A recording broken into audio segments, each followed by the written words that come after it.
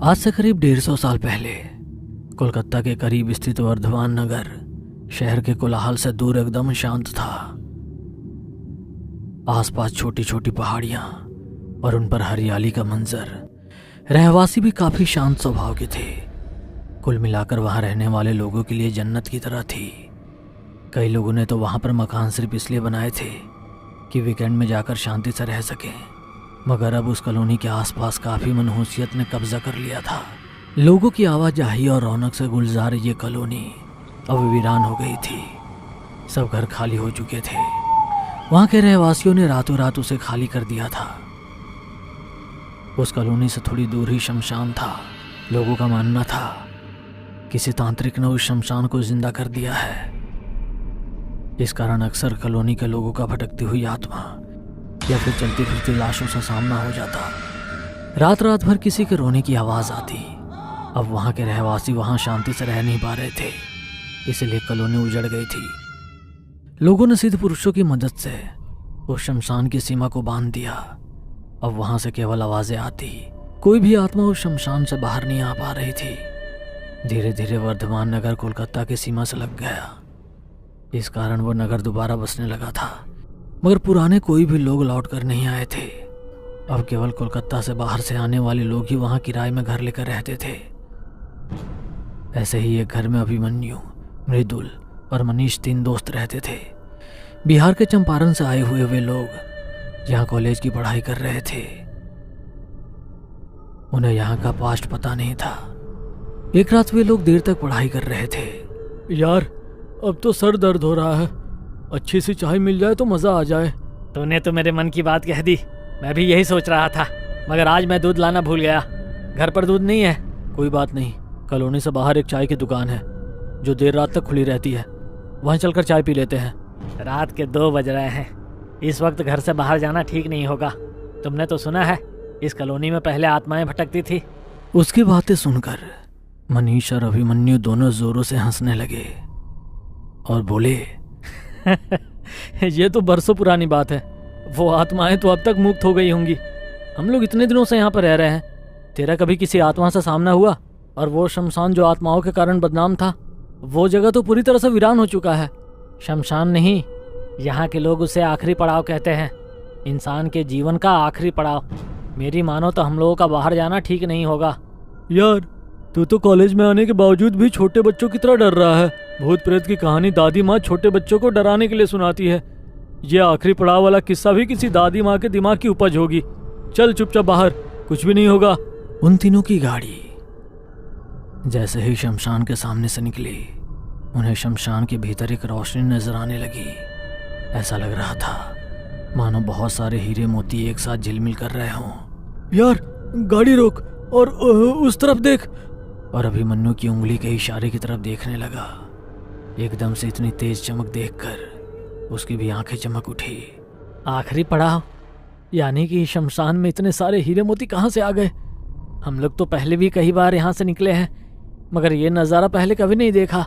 हो सकता है यहाँ के बारे में जो अफवाह उड़ती है, इसका फायदा उठाकर किसी गैंगस्टर ने अपना 2 नंबर का माल यहाँ पर छुपा दिया हो। हमें चलकर देखना चाहिए।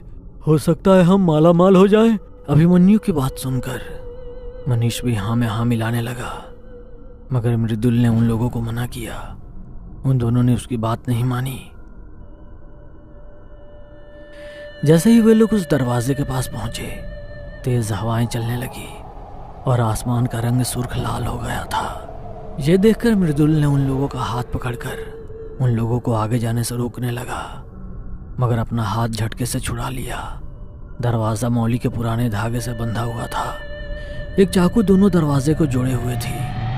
अभिमन्यु ने उस चाकू को हटाया। आसमान में तेज बिजली कड़की और शमशान का एक पूरा पेड़ जलने लग गया। अभी तो केवल इस दरवाजे को खोलने की कोशिश की, देखो क्या हो गया।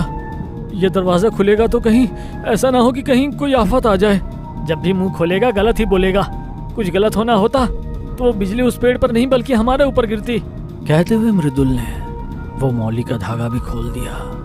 अब तो ना सिर्फ शमशान के आसपास का मौसम बल्कि पूरी कॉलोनी का मौसम पूरी तरह से बदल चुका था। कुछ लोग जो उस आखिरी पड़ाव की कहानी पर यकीन करते थे, मगर मजबूरी बस उस कॉलोनी में रह रहे थे। सभी के चेहरे पर चिंता की लकीर आ गई। एक पागल सा दिखने वाला बूढ़ा पूरी कॉलोनी में जोर जोर से चिल्लाने लगा, अनर्थ हो गया, वो दरवाजा नहीं खुलना था, मगर उन मनबुद्धि बच्चों ने दरवाजे को खोल दिया। अब तबाही को कोई नहीं रोक सकता। सब चले जाओ, अनर्थ हो गया, सब चले जाओ। कहता हुआ वो जोर जोर से चिल्लाकर कॉलोनी के घरों के दरवाजे बजा रहा था ताकि लोग सतर्क हो जाएं। बूढ़े के जोर जोर से चिल्लाने से सभी लोग अपने घरों से बाहर आ गए। क्या हुआ? क्या आफत आ गई? पहले ही मौसम खराब हो रखा है, ऊपर से तुम दिमाग खराब कर रहे हो। दिमाग तो उन बच्चों का खराब हुआ था, उन लोगों ने सब अनर्थ कर दिया। तुम लोग सब चले जाओ, चले जाओ। चिल्लाते हुए उस बूढ़े की सांस फूल रही थी। ऐसा लगा मानो किसी ने उसका गला तेजी से दबा दिया हो। उसकी गर्दन रबड़ की तरह ऊपर खींचने लगी और एक हाथ लंबी हो गई। वो तड़प कर वहीं जमीन पर गिर गया। सभी लोग उसके आसपास खड़े थे और उसकी इस तरह की मौत को देखकर अचंभा करने लगे। देखते ही देखते इस बूढ़े को क्या हो गया? कहीं ये जो कह रहा था सच तो नहीं? आप भी किस बात पर यकीन कर रहे हैं? हो सकता है कोई बीमार हो और हमें परेशान कर रहा हो। बीमारी की वजह से उसकी मौत हो गई हो। चलो, वैसे भी मौसम बहुत खराब हो रहा है, अपने अपने घर में चलो। उस व्यक्ति ने सभी लोगों को वापस अपने अपने घरों में भेज दिया, मगर 2-3 बुजुर्ग जिन्हें यकीन था कि कुछ तो गलत हुआ है, वे लोग उस आखिरी पड़ाव की ओर बढ़ने लगे। उन्होंने देखा कि सड़क के किनारे एक लाल धागा पड़ा हुआ है और उसी के पास चाकू भी था। वे लोग उसे उठाकर देख ही रहे थे कि मृदुल चीखते हुए वहां से बाहर निकला और उन लोगों के पास आकर जमीन पर गिर गया। उसकी हालत बहुत ही खराब थी। शरीर में जगह जगह गड्ढे हो गए थे। जीभ इतनी लंबी हो गई थी कि उसी से उसका गला लपेटा हुआ था। उसकी लाश की इतनी बुरी हालत देखकर लोगों को पसीने आने लगे। अरे, ये तो मेरे घर से कुछ दूर किराए के मकान में रहता था। इसके साथ इसके 2 दोस्त और थे। कहीं वे लोग भी तो इसके साथ इस शमशान के अंदर नहीं गए? वे लोग भगवान का नाम लेकर उन लोगों को ढूंढने के लिए शमशान के भीतर जाने लगे। तभी कुछ अंदर जाकर उन्हें मनीष की लाश मिली, जो पूरी तरह से नीली पड़ चुकी थी। उसकी आंखें बाहर निकली हुई और गर्दन तिरछी थी। हे भगवान, इन बच्चों ने क्या अनर्थ कर दिया। खुद तो मौत के दरवाजे पर पहुंचे ही और लोगों के लिए भी मौत का द्वार खोल दिया। ये दोनों ही थे या यहाँ कोई और भी था? कोई और है क्या? बोलते हुए जैसे ही अंदर गए, एक तेज धमाका हुआ और उस धमाके से निकले हुए धुएं के साथ अभिमन्यु की लाश भी उन लोगों के पैरों के पास आकर गिरी। 3-3 लोगों की ऐसी भयानक मौत देखकर उन बुजुर्गों को हार्ट अटैक आ गया। उनकी लाश भी उस शमशान में पड़ी थी। वो बूढ़ा जो बाहर चिल्ला रहा था, उन लोगों के लाश के पास बैठा था